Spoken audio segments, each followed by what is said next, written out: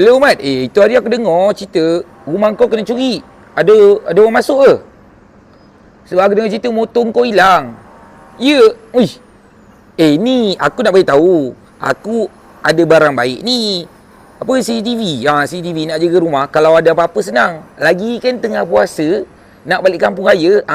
Ni best. Nanti balik raya, syok. Okey.